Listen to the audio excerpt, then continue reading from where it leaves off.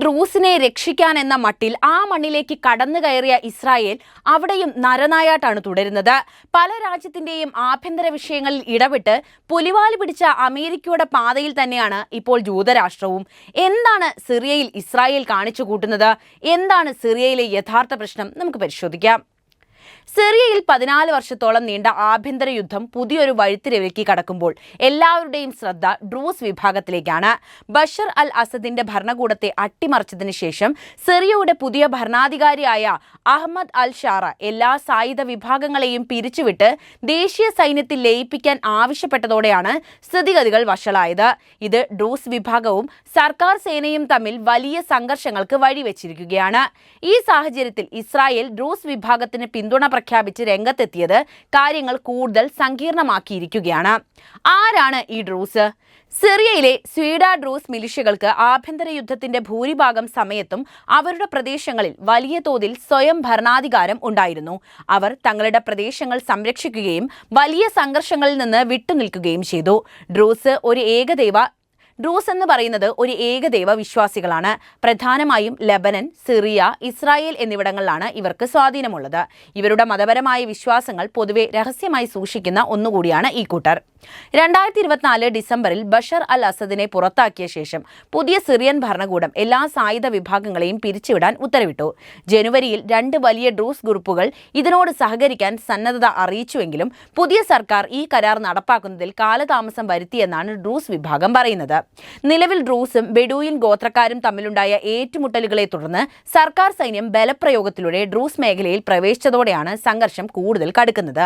ഇത് ഡ്രൂസ് വിഭാഗത്തെ പ്രകോപിപ്പിക്കുകയും വൻ പ്രതിഷേധങ്ങൾക്കും ഏറ്റുമുട്ടലുകൾക്കും വഴിവെക്കുകയും ചെയ്തു. ഈ സാഹചര്യത്തിലാണ് ഇസ്രായേൽ ഡ്രൂസ് വിഭാഗത്തിന് പരസ്യ പിന്തുണ പ്രഖ്യാപിച്ച് രംഗത്ത് വന്നത്.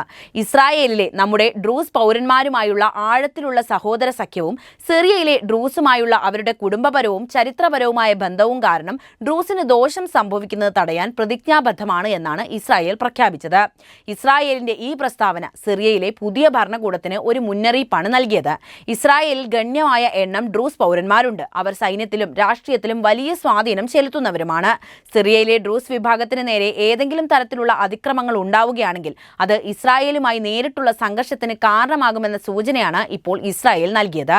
ഇസ്രായേൽ ഡ്രൂസ് വിഭാഗത്തിന്റെ സംരക്ഷണത്തിനായി സിറിയൻ സൈന്യവുമായി നേരിട്ട് ഏറ്റുമുട്ടാൻ സാധ്യതയുണ്ടെന്നും ഇത് മേഖലയിൽ പുതിയൊരു സംഘർഷത്തിന് തിരികൊളുത്തുമെന്നും രാഷ്ട്രീയ നിരീക്ഷകരും കരുതുന്നു. സിറിയയിലെ ആഭ്യന്തര യുദ്ധം ഒരു പുതിയ ഘട്ടത്തിലേക്ക് പ്രവേശിക്കുമ്പോൾ ഡ്രൂസ് വിഭാഗത്തിന്റെ ഭാവി അനിശ്ചിതത്തിലാണ് എന്ന കാര്യം കൂടി പറയേണ്ടതുണ്ട്. ഇസ്രായേലിന്റെ ഇടപെടൽ കാര്യങ്ങൾ കൂടുതൽ സങ്കീർണമാക്കുമെന്നാണ് റിപ്പോർട്ടുകൾ ചൂണ്ടിക്കാണിക്കുന്നത്. ഈ പ്രതിസന്ധി എങ്ങനെ പരിഹരിക്കപ്പെടുമെന്നും മേഖലയിൽ ഇത് എന്ത് സ്വാധീനം ചെലുത്തുമെന്നും ഉറ്റുനോക്കുകയാണ് ലോകം മുഴുവൻ. 2024 ഡിസംബർ 8 ബഷർ അൽ അസദിന്റെ ഭരണം അവസാനിപ്പിച്ചതിന് ശേഷം സിറിയയിൽ കാര്യമായ മാറ്റങ്ങൾ സംഭവിച്ചുകൊണ്ടിരിക്കുകയായിരുന്നു. 14 വർഷം നീണ്ട ആഭ്യന്തര യുദ്ധത്തിന്റെ പശ്ചാത്തലത്തിൽ ഹയാത്ത് തഹ്രീർ അൽ ഷാം എന്ന ഇസ്ലാമിക് വിമത സംഘടനയുടെ നേതൃത്വത്തിൽ ദമാസ്കസ് പിടിക്കപ്പെട്ടു. അസദ് റഷ്യയിലേക്ക് പലായനം ചെയ്തു. 2025 പുതിയ താൽക്കാലിക ഭരണകൂടം അഹമ്മദ് അൽ ഷറ എന്ന HDS നേതാവിന്റെ നേതൃത്വത്തിൽ രൂപീകൃതമായി. എന്നാൽ ഇപ്പോഴും സിറിയയിൽ പ്രശ്നങ്ങൾ അവസാനിക്കുന്നേയില്ല. രാഷ്ട്രീയ മാറ്റങ്ങളാണ് അവിടെ ആദ്യം സംഭവിച്ചത്. 2025 ജനുവരി 29 അഹമ്മദ് അൽ ഷറ സിറിയയുടെ താൽക്കാലിക പ്രസിഡന്റായി നിയമിതനാകുന്നു. മാർച്ചിൽ പുതിയ ഭരണഘടനാ പ്രഖ്യാപനം നടത്തി ഇസ്ലാം നിയമനിർമ്മാണത്തിന്റെ പ്രധാന ഉറവിടമെന്ന് വ്യക്തമാക്കി. എന്നാൽ സ്ത്രീകളുടെയും ന്യൂനപക്ഷങ്ങളുടെയും അവകാശങ്ങൾ ഉറപ്പാക്കുമെന്ന് പറഞ്ഞായിരുന്നു പുതിയ ഭരണകൂടം അധികാരത്തിലേറിയത് പോലും. ജൂൺ 13 ഷറ ഒരു പീപ്പിൾസ് അസംബ്ലി, അതായത് 150 അംഗ താൽക്കാലിക പാർലമെന്റ് രൂപീകരിക്കാൻ സുപ്രീം കമ്മിറ്റി ഫോർ ഇലക്ഷൻസ് നിയമിച്ചു. വിവിധ വിമത സംഘടനകളെ ദേശീയ സൈന്യത്തിൽ ലയിപ്പിക്കാനുള്ള ശ്രമങ്ങൾ നടക്കുകയായിരുന്നു. അപ്പോൾ മാർച്ച് 10 കുർദിഷ് നേതൃത്വത്തിലുള്ള സിറിയൻ ഡെമോക്രാറ്റിക് ഫോഴ്സ്, അതായത് SDF, സിറിയൻ ഭരണകൂടവുമായി ലയനത്തിന് ധാരണയായെങ്കിലും ചില തടസ്സങ്ങൾ അവിടെയും നിലനിന്നിരുന്നു. ന്യൂനപക്ഷങ്ങൾക്കെതിരായ ആക്രമണമാണ് സിറിയയിലെ വാർത്താ പ്രാധാന്യമുള്ള മറ്റൊരു വിഷയം. അലവൈറ്റ്, ഡ്രൂസ്, ക്രിസ്ത്യൻ ആക്രമണങ്ങളൊക്കെ തന്നെ അത്തരത്തിലുള്ള ആക്രമണങ്ങൾക്ക് ഉദാഹരണമാണ്.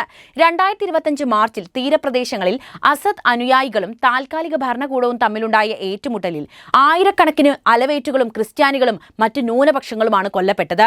HDSനോട് ബന്ധമുള്ള സംഘങ്ങൾ ഇതിൽ പങ്കുണ്ടെന്നും ആരോപണമുണ്ട്. 2025 ഏപ്രിൽ 28, മെയ് 2 ജൂലൈ മാസങ്ങളിൽ ഡ്രൂസ് ബെഡൂയിൻ ഗോത്രങ്ങൾ തമ്മിലും സിറിയൻ സൈന്യവുമായും ഏറ്റുമുട്ടലുകൾ നടന്നു. ജൂലൈയിൽ 200-ലധികം പേരാണ് പേരാണ് ഇതിൽ കൊല്ലപ്പെട്ടത്. ഇസ്രായേൽ ഡ്രൂസ് സമുദായത്തെ സംരക്ഷിക്കാൻ ടാങ്കുകൾ, സൈനിക കേന്ദ്രങ്ങൾ എന്നിവ ആക്രമിച്ചു. ക്രിസ്ത്യാനികളും ഡ്രൂസും പുതിയ ഇസ്ലാമിക ഭരണത്തിന്റെ ന്യൂനപക്ഷ സംരക്ഷണത്തിൽ അവിശ്വാസം പ്രകടിപ്പിച്ച് രംഗത്ത് വരികയും ചെയ്തു. ഇവിടെയാണ് ഇസ്രായേൽ നിർണായക വഴിത്തിരിവുമായി രംഗത്ത് വന്നത്. ഇസ്രായേലിന്റെ ഇടപെടലുകൾ സിറിയയെ എങ്ങനെയാണ് ബാധിച്ചത്? ഇസ്രായേൽ 2024 ഡിസംബർ മുതൽ സിറിയയിൽ സൈനിക കേന്ദ്രങ്ങൾ, പ്രതിരോധ മന്ത്രാലയം, പ്രസിഡന്റിന്റെ കൊട്ടാരത്തിന് സമീപമൊക്കെ തന്നെ വ്യോമാക്രമണം നടത്തുകയാണ്. ഗോലാൻ ഹൈറ്റ്സിന്റെ തെക്കൻ ഭാഗം അനിശ്ചിതകാലത്തേക്ക് കൈവശപ്പെടുത്തിയിരിക്കുകയാണ് ഇപ്പോൾ ഇസ്രായേൽ. ജൂലൈ 16-ന് ദമാസ്കസിൽ പ്രതിരോധ മന്ത്രാലയത്തിനും പ്രസിഡന്റിന്റെ കൊട്ടാരത്തിനും സമീപം ഇസ്രായേൽ ആക്രമണം നടത്തി. ഡ്രൂസ് സമുദായത്തെ സംരക്ഷിക്കാനെന്നാണ് ഇസ്രായേൽ ഇതിനുതിർക്കുന്ന വാദം. സിറിയയുടെ UN പ്രതിനിധി ഇസ്രായേലിന്റെ ആക്രമണങ്ങളെ അന്താരാഷ്ട്ര നിയമലംഘനമെന്ന് വിമർശിച്ചുകൊണ്ട് രംഗത്ത് വരികയുണ്ടായി. മറ്റൊരു രാജ്യത്തിന്റെ ആഭ്യന്തര വിഷയങ്ങളിൽ ഇടപെട്ട് കാര്യങ്ങൾ വഷളാക്കുന്ന നയമാണ് ഇസ്രായേൽ സ്വീകരിച്ചത് എന്നതാണ് ഈ വിമർശനത്തിന് പിന്നിലെ പ്രധാനപ്പെട്ട കാരണം. 16.5 ദശലക്ഷം സിറിയക്കാർക്കാണ് 2025-ൽ മാനുഷിക സഹായം ആവശ്യമായി വന്നത്. 6.7 ദശലക്ഷം ആളുകൾ ആഭ്യന്തരമായി കുടിയിറക്കപ്പെട്ടവരാണ്. 6.2 ദശലക്ഷം അഭയാർത്ഥികൾ കഴിയുന്നതാകട്ടെ അയൽ രാജ്യങ്ങളിലാണ്. US, UK, EU എന്നിവ അസദ് യുഗത്തിലെ ഉപരോധങ്ങൾ പിൻവലിച്ചു. US ജൂൺ 13-ന് എല്ലാ ഉപരോധങ്ങളും നീക്കം ചെയ്തു. IMF, ലോകബാങ്ക് എന്നിവ സിറിയയുടെ പുനർനിർമ്മാണത്തിനായി ചർച്ചകളും ആരംഭിച്ചു. യുദ്ധം, ഭൂകമ്പം, വരൾച്ച എന്നിവ സിറിയയുടെ സ്കൂളുകൾ, ആശുപത്രികൾ, ഗതാഗതം എന്നിവയെ പൂർണ്ണമായും ഇതിനോടകം തന്നെ തകർത്ത് കളഞ്ഞിട്ടുണ്ട്. 2025 ജനുവരി മാർച്ച് കാലയളവിൽ 6.7 ദശലക്ഷം പേർക്ക് $1.2 ബില്യൺ സഹായം UN പ്രഖ്യാപിച്ചു. സ്ത്രീകളുടെ 30% പങ്കാളിത്തം ഉറപ്പാക്കണമെന്നും അവർ ആവശ്യപ്പെട്ടു. അതേസമയം US, UK, EU എന്നിവർ HTSനെ ഇപ്പോഴും ഭീകര സംഘടനയായിട്ട് കണക്കാക്കുന്നുണ്ടെങ്കിലും US ജൂലൈയിൽ HTSനെ ഭീകര പട്ടികയിൽ നിന്ന് ഒഴിവാക്കുന്നുണ്ട്. UK അംബാസഡർമാർ വീണ്ടും തുറക്കുന്നതിനെക്കുറിച്ച് ആലോചിക്കുകയുമാണവർ. തുർക്കി ഇസ്രായേലിന്റെ ആക്രമണങ്ങളെ വിമർശിച്ച് രംഗത്ത് വന്നിട്ടുണ്ട്. റഷ്യ തന്റെ തുറമുഖങ്ങൾ നിലനിർത്താനുള്ള ശ്രമങ്ങൾ ഇന്നും തുടർന്നു വരികയാണ്. നിലവിൽ രാജ്യം നേരിടുന്ന വെല്ലുവിളികൾ എന്തൊക്കെയാണെന്ന് കൂടി പറയേണ്ടതുണ്ട്. ന്യൂനപക്ഷ സംരക്ഷണമാണ് സിറിയയിലെ ഏറ്റവും വലിയ പരാജയം. അലവൈറ്റുകൾ, ഡ്രൂസ് ക്രിസ്ത്യാനികൾ, യദീസികൾ എന്നിവർക്കെതിരായ ആക്രമണങ്ങൾ ഇപ്പോഴും സിറിയയിൽ തുടരുകയാണ്. പുതിയ ഭരണകൂടത്തിന്റെ ഉൾക്കൊള്ളൽ നയങ്ങളിൽ അവിശ്വാസം വർദ്ധിക്കാൻ ഇത്തരം ആക്രമണങ്ങൾ കാരണവുമായിട്ടുണ്ട്. HTSന്റെ പശ്ചാത്തലം കാരണം പുതിയ ഭരണം മതനിരപേക്ഷതമല്ലെന്ന വിമർശനവും സിറിയയിൽ ഉയർന്നു വരുന്നുണ്ട്. അഭയാർത്ഥി പ്രതിസന്ധിയാണ് സിറിയ അഭിമുഖീകരിക്കുന്ന പ്രധാനപ്പെട്ട മറ്റൊരു കാര്യം. തുർക്കി, ലെബനൻ എന്നിവിടങ്ങളിൽ നിന്ന് അഭയാർത്ഥികളെ നിർബന്ധിതമായി തിരിച്ചയക്കുകയാണ്. എന്നാൽ സിറിയയിലെ സ്ഥിതി ഇപ്പോഴും അപകടകരവുമാണ്. അതിന് ആക്കം കൂട്ടുന്ന നടപടികൾ മാത്രമാണ് ഇസ്രായേലിന്റെ ഭാഗത്തുനിന്ന് ഇപ്പോൾ ഉണ്ടായതൊക്കെയെന്ന് പറയേണ്ടിയിരിക്കുന്നു. 2011-ൽ ആരംഭിച്ച സിറിയൻ ആഭ്യന്തര യുദ്ധം മുതൽ ഇസ്രായേലിന്റെ ഇടപെടലുകൾ സിറിയയിലെ പ്രതിസന്ധിയെ കൂടുതൽ സങ്കീർണമാക്കിയിട്ടുണ്ട് എന്നത് ഞാൻ പറഞ്ഞല്ലോ. 2024 ഡിസംബർ 8-ന് ബഷാർ അൽ അസദിന്റെ ഭരണം താഴെയിറക്കിയതിനു ശേഷം ഇസ്രായേലിന്റെ വ്യോമാക്രമണങ്ങളും ഗോലാൻ ഹൈറ്റ്സിലെ കൈവശപ്പെടുത്തലും സിറിയയുടെ അസ്ഥിരത വർദ്ധിപ്പിക്കാൻ മാത്രമാണ് സഹായിച്ചിട്ടുള്ളത്. 2024 ഡിസംബർ മുതൽ അസദിന്റെ പതനത്തിനു ശേഷം ഇസ്രായേൽ സിറിയയിലെ സൈനികരുടെ അടിസ്ഥാന സൗകര്യങ്ങൾ, വിമാനത്താവളങ്ങൾ, പ്രതിരോധ മന്ത്രാലയം, പ്രസിഡന്റിന്റെ കൊട്ടാരത്തിന് സമീപമുള്ള പ്രദേശങ്ങൾ എന്നിവ ലക്ഷ്യമിട്ട് 200-ലധികം വ്യോമാക്രമണങ്ങളാണ് നടത്തിയത്. 2025 ജൂലൈ 16-ന് ദമാസ്കസിലെ പ്രതിരോധ മന്ത്രാലയം, ജനറൽ സ്റ്റാഫ് ബിൽഡിംഗ് എന്നിവ ഇവർ ആക്രമിച്ചു.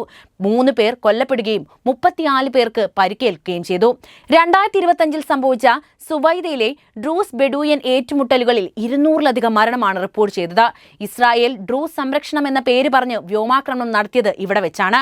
എന്നാൽ ഡ്രൂസ് നേതാക്കൾ ഇസ്രായേലിന്റെ ഇടപാടിനെ വിമർശിച്ച് രംഗത്ത് വരികയും ചെയ്തിരുന്നു. ഇത് വിഭാഗീയ സംഘർഷം വർദ്ധിപ്പിച്ചുവെന്നും ആരോപണമുണ്ട്. 1967-ലെ 6-ദിന യുദ്ധത്തിൽ ഇസ്രായേൽ ഗോലാൻ ഹൈറ്റ്സ് കൈവശപ്പെടുത്തിയതാണ്. 2024 ഡിസംബറിൽ അസദിന്റെ പതനത്തിനു ശേഷം 1974-ലെ UN വെടിനിർത്തൽ കരാർ റദ്ദാക്കി ഗോലാൻ ഹൈറ്റ്സിനെ ബഫർ സോണും തെക്കൻ സിറിയയിലെ 400 ചതുരശ്ര കിലോമീറ്റർ പ്രദേശവും അവർ കൈവശപ്പെടുത്തി. ഇസ്രായേലിന്റെ ആക്രമണങ്ങൾ സിറിയൻ സൈന്യത്തിന്റെ വിമാനങ്ങൾ, റഡാറുകൾ, ആയുധശേഖരങ്ങൾ എന്നിവ പൂർണ്ണമായും തകർത്തു. 2024 ഡിസംബർ മുതൽ ഡമാസ്കസ്, ഹമാ ഹോംസ് വിമാനത്താവളങ്ങൾ ഉൾപ്പെടെ 780-ലധികം ആക്രമണങ്ങളാണ് നടന്നത്. ഇത് പുതിയ HTS ഭരണകൂടത്തിന്റെ സൈനിക ഏകീകരണ ശ്രമങ്ങളെ തടസ്സപ്പെടുത്തി. ഇസ്രായേൽ ISS പോലെയുള്ള തീവ്രവാദ ഗ്രൂപ്പുകൾക്ക് ആയുധങ്ങൾ എത്താതിരിക്കാൻ സിറിയൻ നാവികസേനയെ ആക്രമിച്ചുവെന്നും അവകാശപ്പെട്ടു. എന്നാൽ ഈ ആക്രമണങ്ങൾ പുതിയ ഭരണകൂടത്തെ ദുർബലപ്പെടുത്തുകയാണ് ചെയ്തത്. രാജ്യത്തിന്റെ പുനർനിർമ്മാണത്തെ കാര്യമായി ബാധിക്കുകയും ചെയ്തു. എന്തായാലും സിറിയയിൽ ഇപ്പോൾ ഉണ്ടാകുന്ന ആഭ്യന്തര സംഘർഷങ്ങളുടെ പ്രധാന കാരണക്കാരൻ ഇസ്രായേലാണ് എന്നത് നമുക്കിതിൽ നിന്നും വ്യക്തമാക്കാം. ഇസ്രായേൽ എന്തിനാണ് മറ്റു രാജ്യങ്ങളിലേക്ക് ഇങ്ങനെ കടന്നുകയറ്റം ചെയ്യുന്നത്? ചിലപ്പോൾ അമേരിക്കയുടെ പാത പിന്തുടരുകയായിരിക്കും. അപ്പോൾ ഈ വിഷയവുമായിട്ടുള്ള ബന്ധപ്പെട്ട നിങ്ങളുടെ അഭിപ്രായം അറിയാൻ താല്പര്യമുണ്ട്. എന്തുതന്നെയായാലും ഇപ്പോൾ തന്നെ കമന്റ് ചെയ്യുക. ഒപ്പം ഈ അറിവുകൾ എല്ലാവരിലേക്കും എത്താൻ വീഡിയോ ഒന്ന് ലൈക്ക് ചെയ്യാനും ഷെയർ ചെയ്യാനും പ്രത്യേകം ശ്രദ്ധിക്കുമല്ലോ.